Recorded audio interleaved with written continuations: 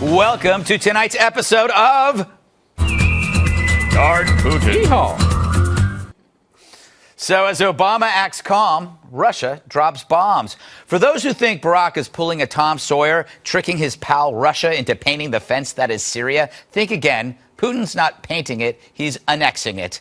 And as much as we'd like to think Syria is no longer our problem, that Putin's taking a crazy X off our hands, please. Maybe he'll bomb ISIS, maybe he won't. Sadly, not even Admiral Longface has a clue.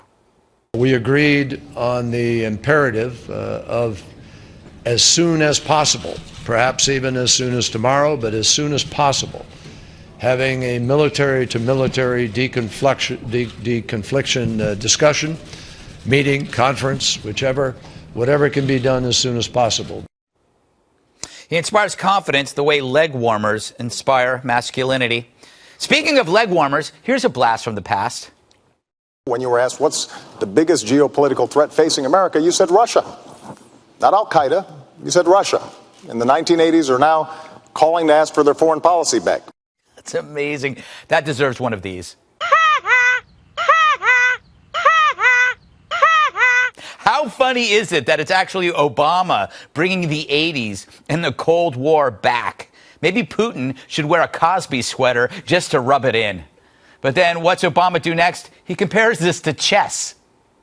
Our battle is with the entire international community to resolve the conflict. This is not some,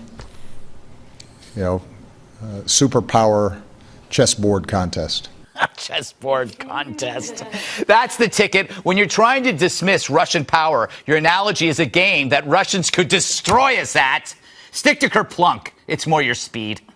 You don't want those marbles, not at all. So pick a stick, but don't let them fall. Cause if it goes Kerplunk, you're sunk. Kerplunk from Tyco. That's our foreign policy. Watching the White House caught off guard at Russia's unexpected power grab. They're like a stripper, shocked when a drunk stockbroker tries to cop a feel. What'd you expect? This is the end result of a leader obsessed with domestic transformation. Obama spent 7 years trying to turn our nation into a Benetton ad.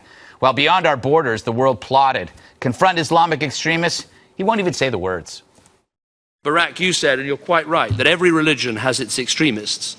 But we have to be frank that the biggest problem we have today is the Islamist extremist violence that has given birth to ISIL, to Al-Shabaab, to Al-Nusra, Al-Qaeda, and so many other groups. British people are so charming, they even make a smackdown seem polite.